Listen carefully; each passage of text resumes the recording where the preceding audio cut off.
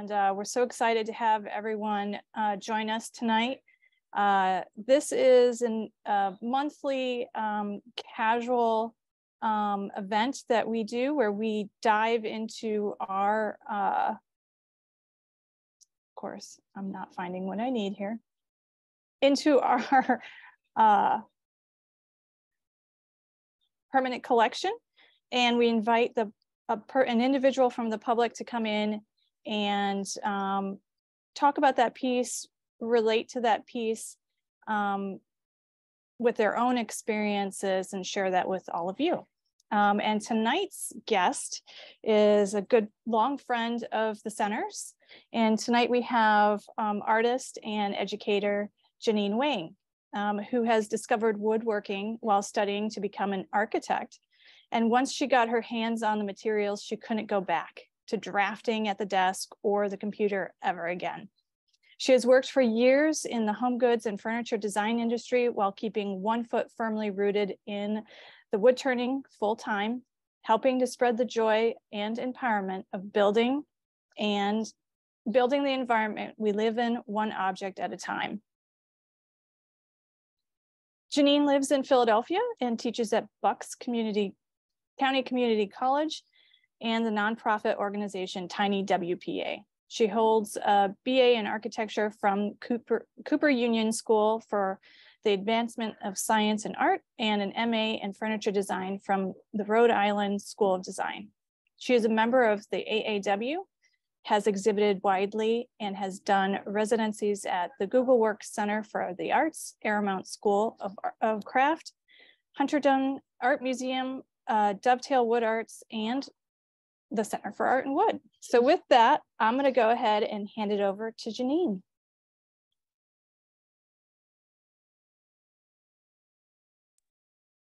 Okay, thank you, Katie. I do not envy you having to read that mouthful of names and places all the time. I know it's rough, a little rough, but what we are here to talk about today is something simple, just wood turning. I really want to share the work of Siegfried Schreiber. He is a wood turning artist that I discovered while doing that student residency at the Center for Art and Wood. And I took a little video during my time there that I'll share at some point in this presentation. But let me share my screen and we can get started.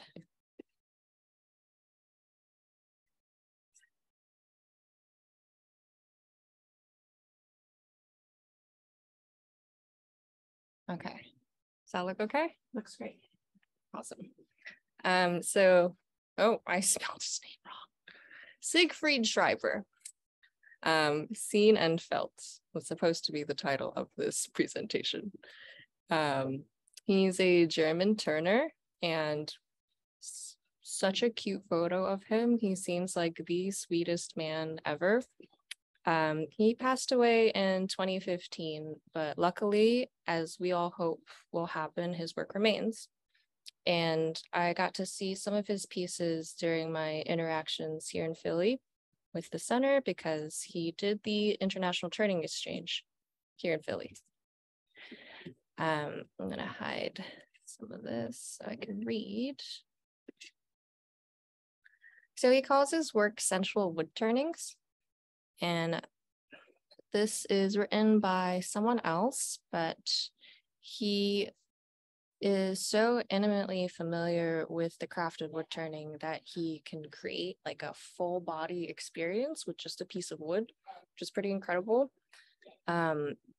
I know it sounds like really high praise, but it's true. As Hans Frieder Dietz says, he succeeds in transforming a substance as individual and perishable as wood into archetypes that bring out aesthetic ideals hidden deep within us.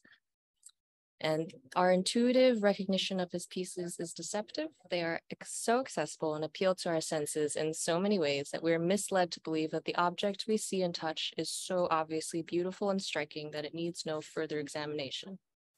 However, you do need to stop and take the time to concentrate on the experience with an intensity it deserves. Siegfried was born in Stuttgart, Germany. And in all the writings that I've come to be familiar with of his, I think he was pretty funny. So in his own words about his timeline, he writes, "My childhood years are spent with 10 brothers and sisters in a house with a large garden." Beautiful. In 1956, he graduates from high school and he says, "A tale of woe is over." And then he works for a woodworking company where he says, "Another tale of woe begins." He apparently decides after a few years that he can't woodwork no more and he needs to restart his life. So he goes to travel in Africa and seems to find himself there. My parents actually just visited Africa, and the cycle and circle of harmonious life there really is very distinct. And so I can kind of understand why he might have started to rethink his beginnings.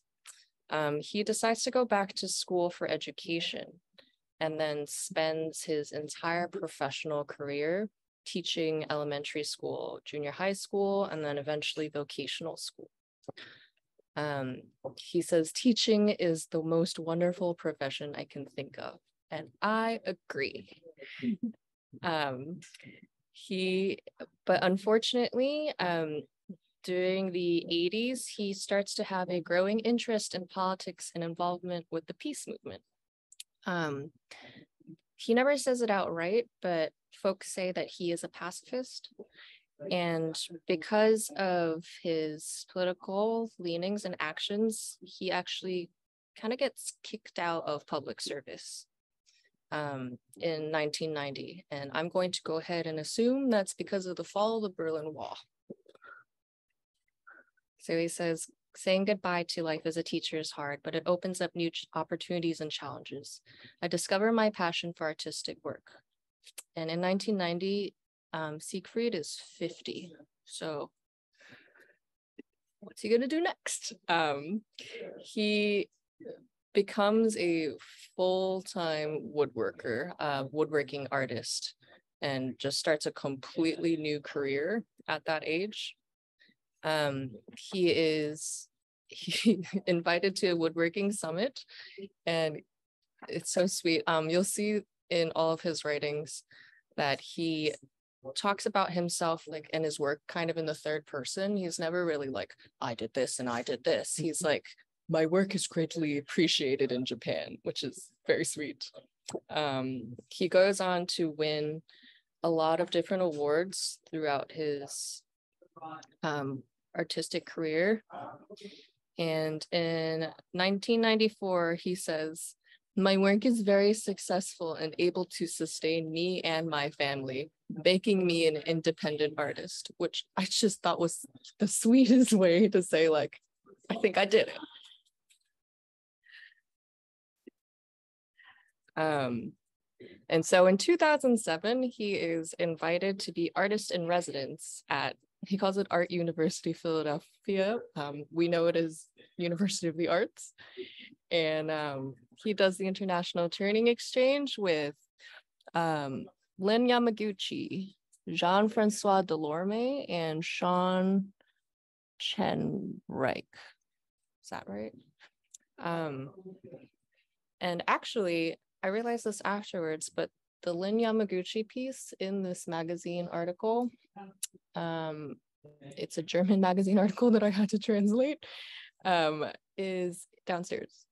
It is in the show right now. It's called, I think, Pair. I'm putting it in the chat. Yes. I'll put a link to that, as well as a link to the exhibition. And if you look on the right at these photos, the captions, again, I had to translate them from German, so they might not all be right, but it says, "Working together was obviously fun." Lynn Yamaguchi and Jean-Francois Delorme with bowls on their heads. And then there's a group photo of all of them in front of trees. They call it masses of Turner wood. Try enjoy. So this is writing in his own words. He says, "It is very important to me that my pieces appeal to all senses, such as the selection of wood must allow a balance between the grain and the shape. In general, beauty is believed to appeal to the eye, but my aim is to project this beauty also into the tactile area. Using the hands in the process of perceiving my pieces is a necessity. The beauty and harmonious form should not only appeal to the eye, but also to all other senses. The experience does not only depend on the surface fineness, but also considerably the shaping, meaning the harmony of the lines. The beauty of my pieces can only be fully appreciated when using them. Then we are surrounded by beauty." It's beautiful. He talks a lot about how he treats the wood and waits for the wood to be ready and then thoughtfully turns and orients it so that it won't move or crack and it will like stand the test of time. His choice of finish is ideally either no finish so that the wood can be seen and felt. And he finishes things in a way that they're kind of lasting. So he'll use a linseed oil just to show off the grain. But I have this piece here that I purchased from the center a couple of years ago. And I brought it in to share so we can touch it. Because you shouldn't touch the art otherwise. I left this on the dinner table. And I got a little bit of sauce on it. And I washed it off. And normally when you wash something, it raises the grain and it becomes changed forever. But whatever he's doing with this, it's perfect. It's still perfectly silky. It repelled the sauce. And it's still really wonderful. So I can pass it around. Well, I mean, that's the true test of living with art, right? Exactly. Does it stand up to your lifestyle? Within that saucy life. Yep, anything that comes into my life has to pass the sauce test. So he's made just, he was so prolific as a turner and has made so many different types of things. Often they're not necessarily like the shapes, like the traditional shapes that we're familiar with. You don't necessarily look at as things and say, oh, that's a bowl, that's a cup. They're often kind of unfamiliar but inviting shapes aesthetically that I don't know how to want to say it. It's like you don't want to just like pass over it with your eye. Your brain does not make shortcuts and say like, oh, that's a bowl, that's what that's gonna feel like. It says like, what is that? I want to touch it. So he says, my various ray beads have different shapes for the whole hand, for the fingers, or for the thumb, and they can be either soothing or stimulating to different people on different occasions. I also make bracelets, necklaces, and earrings that are pleasing on the skin. And then he says, people enjoy my spinning tops that I produce in different tops and sizes. So it's not really what you think of when someone says top. This is a quote unquote top. He calls it a momento. That is on a Japanese, he calls the plate that it's on a Japanese vessel. It's got a rounded bottom and it kind of tapers off into nothing. He says, a Japanese vessel turned at a special angle serves as a base for a pendulum, similar to a spinning bowl. The only difference being a long stem which emerges from its center. Place it in the right position, breathe lightly on the stem, and the pendulum will start to swing slowly toward the center of the base, gaining momentum as it goes, an apparent perpetuum mobile.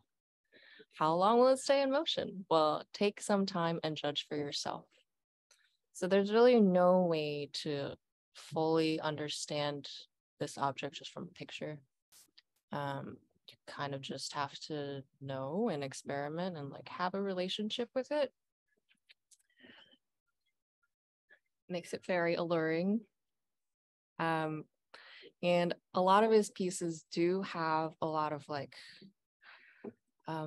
visually unanswerable questions. The eyes are not enough. So though they are all very pleasing to the eye, this one says, this object is a Swabian yin and yang version. Allow yourself to be surprised. So his pieces will tend to have surprises that you have to discover like upfront and in person with the object itself. I have no idea what the surprise to this is, but ostensibly the two pieces do come apart and there's something in there that you're supposed to discover on your own. This one's called the Marvel Movement. It says, sight, sound, and touch. This virtually paper-thin piece combines it all. The metal sphere orbiting inside the moving bowl results in a spellbinding and dynamic experience. To quote a customer, I thought the perpetual mobile didn't exist. So I had the distinct pleasure of seeing one of these in person during my ITE tour with, I believe this was Jeff and Judy's house. The ITE will take its residents out on like a collector's tour. And Jeff and Judy had one of these. It was the coolest thing. Like I didn't know anything about woodturning at the time, but I saw this, I was like, I don't what, who. And it really did stick with me. I have a video I'm going to click to activate in a second of one of my fellow residents, Michael Purrier, holding and using this bowl.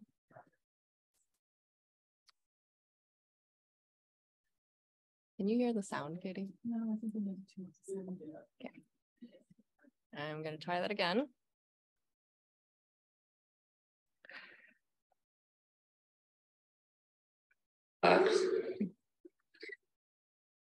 But even up there, you can feel the ball hit the rim and it moves the wood, but it's because it's so thin. But you can pass that around and let everyone have a chance. So Vivian was feeling to see just how thin those walls are. It was pretty amazing. I know I haven't really talked too much about this guy's true technical prowess, but I mean, his work speaks for itself. The walls that encapsulate the steel ball are so thin that you can actually like pluck the ball out and everything flexes just a little bit and then you can pop it back in. And the fit is so perfect that you can see on the left, when Jeff turns the bowl upside down, the ball stays in. It's incredible. You can also pop the ball. The reason to pop the ball out is to put it in the middle and then you get a completely different experience. So you can hear the sound of that ball rolling around and around. And when you put both hands on it and kind of like rock your whole body, it's so heavy and large that you can feel the weight of it kind of pulling you around. I have to disable that video, hold on.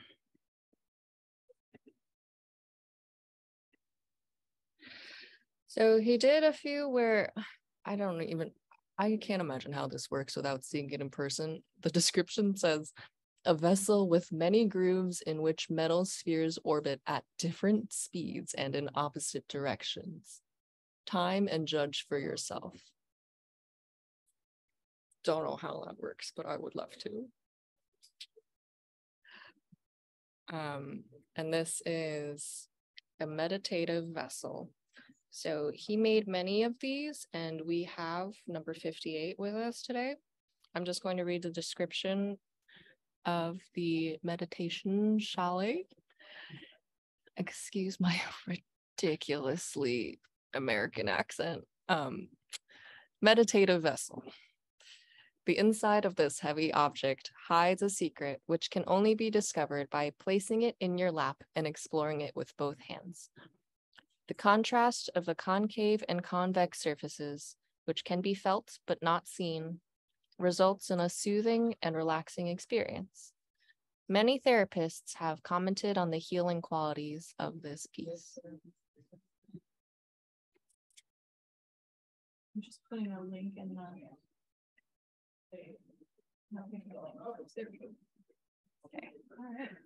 So I'm going to stop sharing now so we can see the real thing.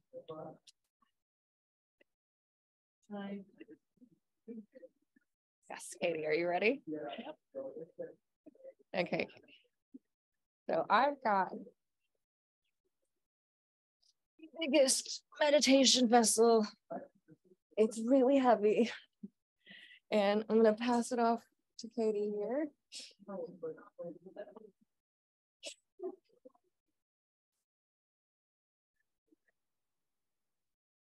Can everyone see that?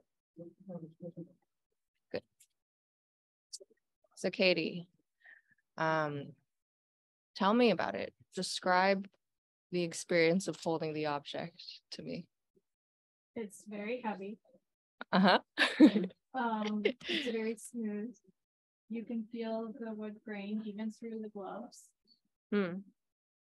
There's like a little belly button on the inside. Uh-huh. And it's the way I'm sitting and the way it's weighted towards my knees. And if I put my hands on it like this, it straightens your spine. And you can, yes, you could definitely meditate with it. The way that it puts your body in position. Uh-huh. And the weight, of course, is very calming. You think of weighted blankets.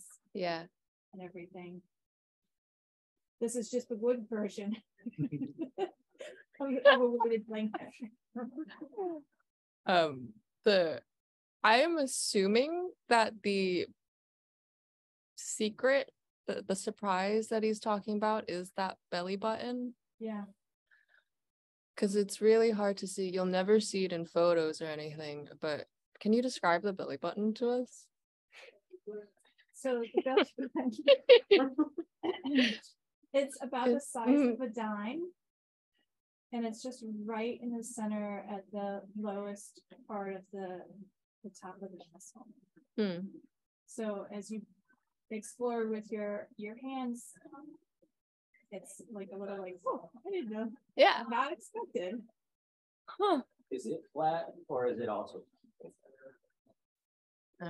It's like a divot. That's why I feel like it's kind of like a belly button. It's like a shallow belly button. Uh-huh. Oh, so it's like inward, not outward. Yeah. It's an inning. It's an inning.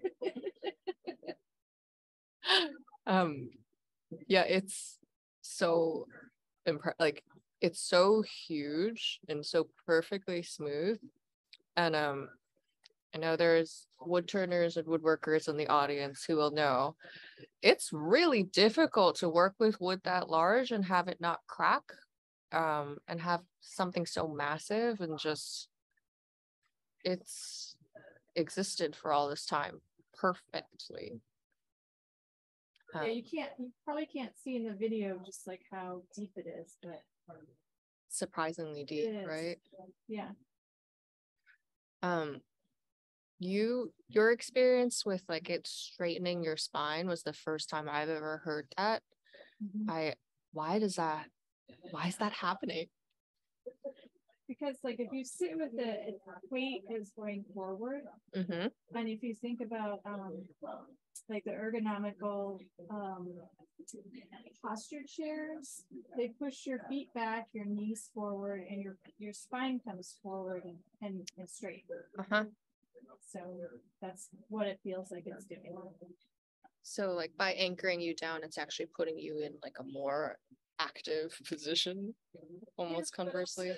In a calm state. Yeah. That's wonderful. It is. Surprising. Yeah. And what a great way to interact with a piece. Should we do more? You want? Yeah. Let's I'm going to. Okay, I can pick it up from its spot. See the box. Oh, yeah.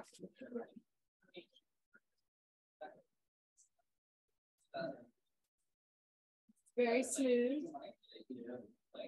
And the curve is perfect. Mhm. There's no flats or anything. It's kind of amazing. And it looks like it was from a part of the tree that had a branch coming out, which is notoriously unstable. But the piece didn't bat an eye. Still perfect. Does he talk about his process of how he approaches the care he takes in the pieces, or just that? Yeah, I think he says that he waits 3 to 5 years after cutting, and he does everything from tree. So he doesn't use kiln dried wood at all. It's all directly from the living object. And he just understands trees really well. All the drying, his drying process.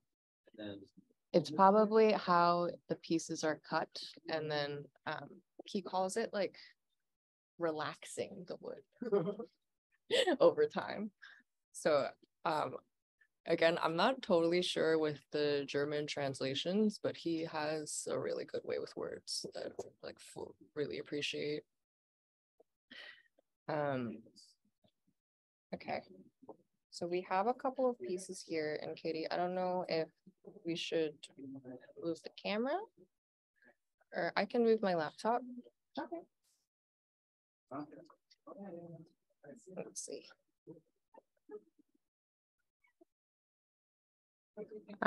So one of the most memorable pieces in the center's collection, quite possibly, is these guys. They're the lovers.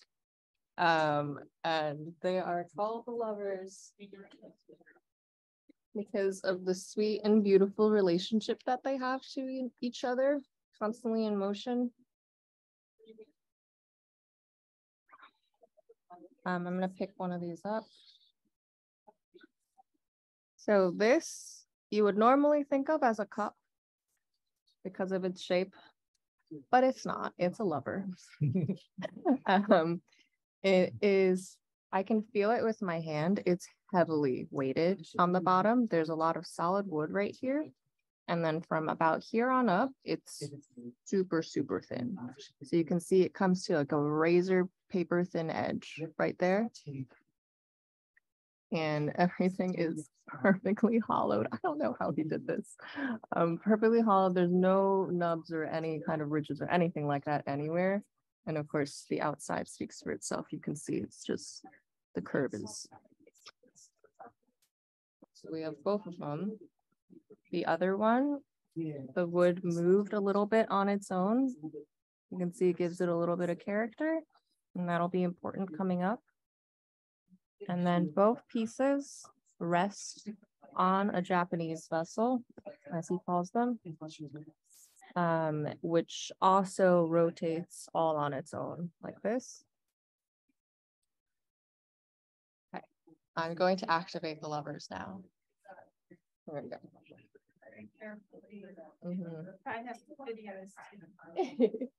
The center has a better video of this than what I'm probably going to do right now, but the way they're supposed to interact, or the most playful way, is to spin them in opposite directions.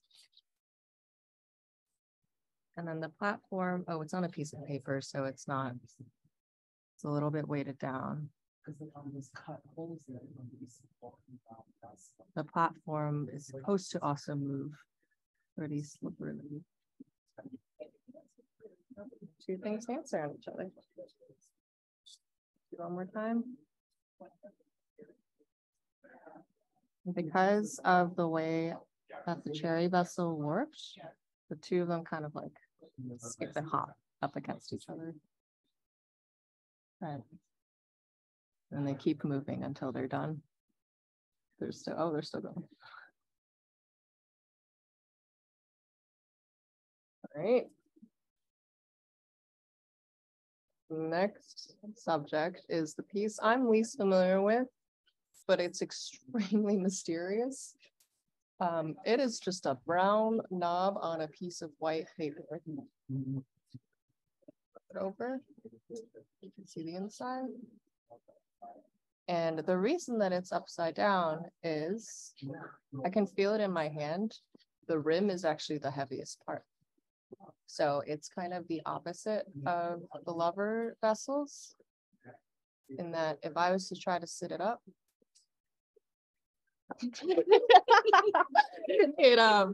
it comes right back down. I'm sorry, Katie. That's why it's titled Runaway. Yeah. And then last but not least, or maybe least, because it's nothing compared to what we have on the table. This is a piece that I made kind of inspired, definitely informed by Siegfried's work. I've really appreciated the opportunity to do a deeper dive into all of these objects and to hear his story, because his story is really, it's very hard to come by, especially online. After he passed away in 2015, the website that he had kept up for himself was taken down, because I mean, this is just what happens to your artist legacy when you pass away. Like, nobody wants to pay, what is it, like, it's $150 per year for a web domain. So the whole record of his work, you can kind of find some of it on Internet Archives, but it's more or less disappeared. In all honesty, the best record of his work is here at the center. The images that I showed today and the biographical information and all of that it's all in that drawer right there, the one that starts with SA. And Katie and Sam, they scanned it for us so that we could have it in the presentation today. That's all to say, I think we kind of take all this information for granted in the digital age. And once it's off the internet, it's just, nobody will ever hear this again. So I really enjoyed hearing about his ethos, and his, how do you say it, like the thought behind his work, his words. The pieces that I make every day, I try to touch on some of the values that he had and think about the kind of relationship, like the everyday relationship that we have with objects, the way we like actively live with them, not to just have them live on a shelf and like be looked at every once in a while, but like have an active role in our own lives, be it through the way that we interact with them, like a meditative vessel, or the way we play with them, or the way that they move. It's a beautiful thing. And that concludes my TED Talk. Janine, could you talk a little bit about how you came to start to fall in love with woodturning? Sure. I'm going to take the laptop back.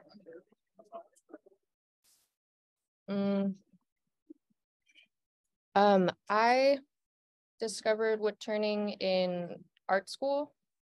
I went to graduate school in the Rhode Island School of Design for furniture design, and we had a lathe there that was sorely underused. I mean, I like to tell the story because of the horror on woodturners' faces when I say it, but the tech told me that the most common thing it was getting used for in that shop was as a glue up surface. But I like to glue work up on. Yeah. Because I didn't know this at the time, but woodturning has like had at like the fancy art school level this reputation for being done, like being traditional, being kind of boring, and being like just for making like chair legs or something like that. And because I didn't know any of that, I was like, what's this cool thing? And can you show me how to use it? And James Rossner at the wood shop at Bristol, he did a demo for a couple of us. And I remember the first thing I ever turned, it was horrible. It was like a square block. And then I took easy tools, which wood turners will judge me for now, but that's what I had. It was super easy. And I just chipped away a bit of wood at the corners of this ugly, rough block. I didn't know anything about cut quality at the time, but I put my hand on that thing and the curves that I hacked into this piece of wood fit into the curves of my hand in a way that a square block never could. And that's when I was just immediately hooked. The way that I ended up seeing it was the humans are created with doubly curved surfaces naturally, like we are organically curved things. And wood turning is one of the fastest, easiest ways to get a doubly curved surface. And because of that, we kind of have like an immediate relationship to anything that is curved in that way. So even just like a little bit of affordance, or like, I mean, this is a lot with Siegfried's work. It immediately gives us like a deeper, closer connection with the thing that I just hadn't experienced in any other woodworking or like material culture before.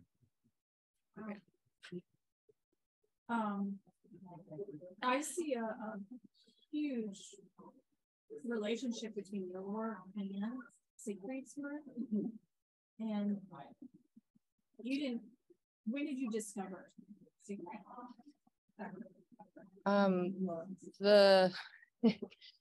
The connection would be, I'm a big fan.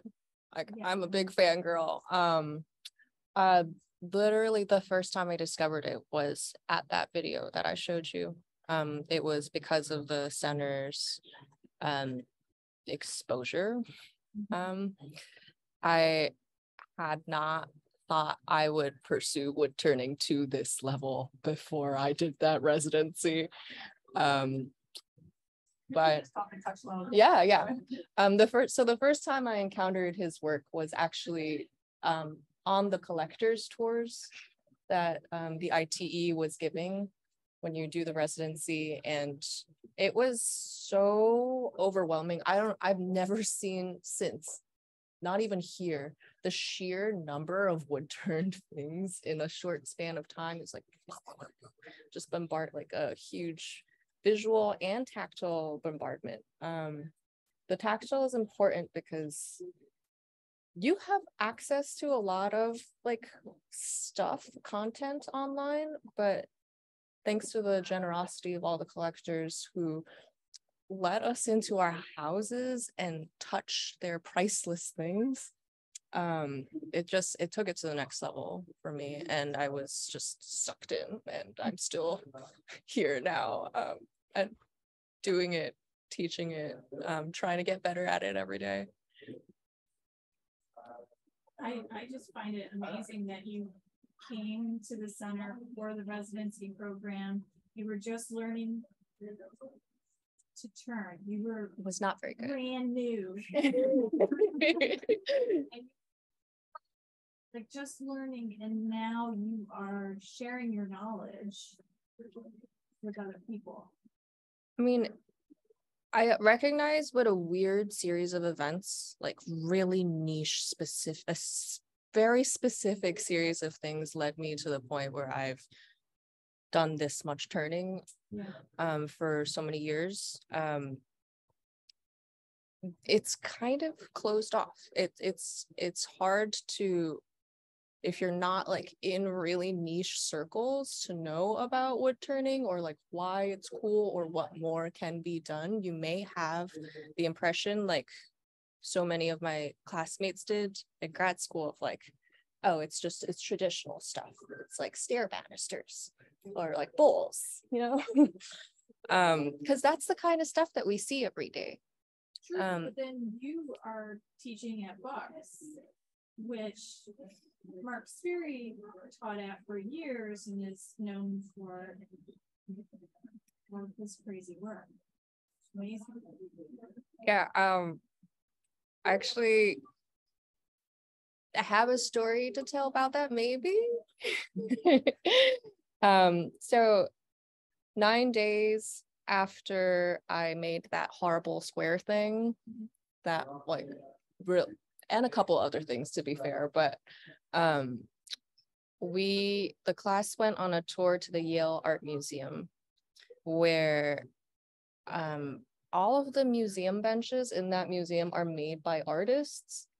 And we were walking around and I immediately saw this crazy thing in the corner that didn't look like any of the other benches.